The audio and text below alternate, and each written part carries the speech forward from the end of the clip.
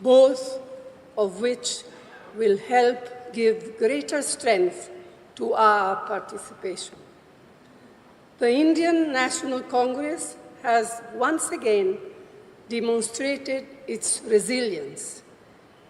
It was up against a mighty and malevolent machine that was doing its utmost to destroy us. It tried to cripple us financially. It carried out a campaign against us and our leaders that was full of lies and defamation. Many wrote our obituaries, but under the determined leadership of Khargeji, we persevered. He is an inspiration to us all. His commitment to the party organization and its ideology is truly extraordinary, and we all have to learn from his example.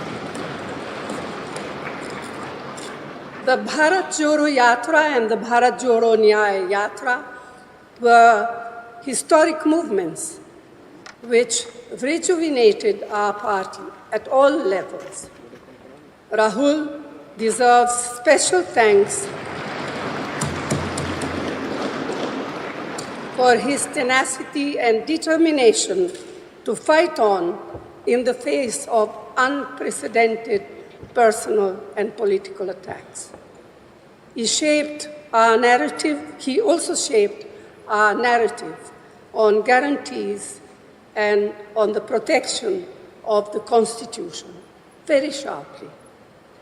And it is my personal belief that the constant upholding of the importance of our Constitution during our campaigns by Rahulji, Khargeji, and all of you is that which compelled the Prime Minister yesterday to bow down literally to that which is for us a precious book, the Constitution, containing the Constitution of India. The CWC resolution passed yesterday has not earlier today, sorry, there's a mistake here, has also thanked all of you, all of our colleagues and workers across the country who worked, and they too worked very hard and so very diligently for our success. On your behalf, I wish to reiterate that sentiment strongly.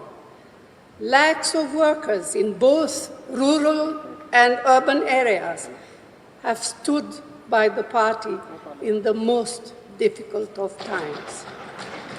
We salute their courage and commitment. We owe them a debt of gratitude. Ours has also been a campaign where we have functioned truly as a collective. To those of our colleagues who contested the election but lost, I extend our full support and tell them that they fought valiantly and did our party proud. Our numbers in Parliament have increased significantly.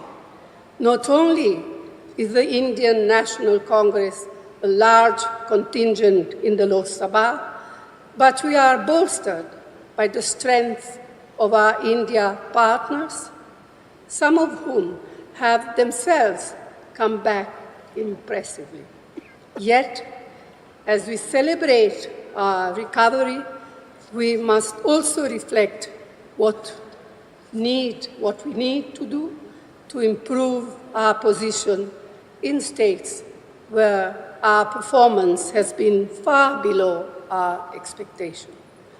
The Congress President spoke about this earlier in the day at the CWC, and I wish to reinforce his plea. The Prime Minister, who sought the mandate solely in his name to the exclusion of both his party and its allies, has suffered a political and worse, a moral defeat. In reality, he has lost the mandate he sought and thereby lost the right to leadership as well. Yet, far from taking responsibility for failure, he intends to get himself sworn in again tomorrow. We do not expect him to change the substance and style of his governance, nor take cognizance of the will of the people. That is why, as members of CPP, we have a special obligation to be watchful, vigilant, and proactive in holding him and his new NDA government accountable. No longer can and should Parliament be bulldozed like it has been for a decade now. No longer will the writ of the ruling establishment be permitted to disrupt Parliament whimsically, mistreat members, or push through legislation without due and proper consideration and debate. No longer can and should parliamentary committees be ignored or bypassed like they have been since 2014. No longer will Parliament be muzzled and stifled as it has been over the past 10 years. We have challenging times ahead. We have to be alert, prevent any attempt to increase polarization and erosion of secular and democratic values.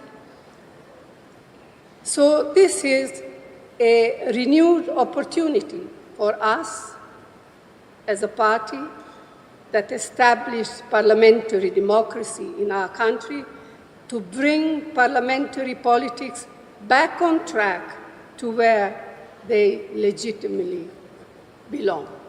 In this election, the people have voted decisively to reject the politics of divisiveness and authoritarianism. They have voted to strengthen parliamentary politics and safeguard our Constitution. They have voted for the agenda of economic and social justice. That indeed should continue to be our objective and guide. Friends, this is a very emotional moment for me, for us all, especially the newly elected members of Parliament. All I have to say is that I have received so much love and affection from you. So let me close by the assurance to you all that I will do my best and more to fulfill the trust and confidence you have continued to place on me. Thank you. Jai Hind.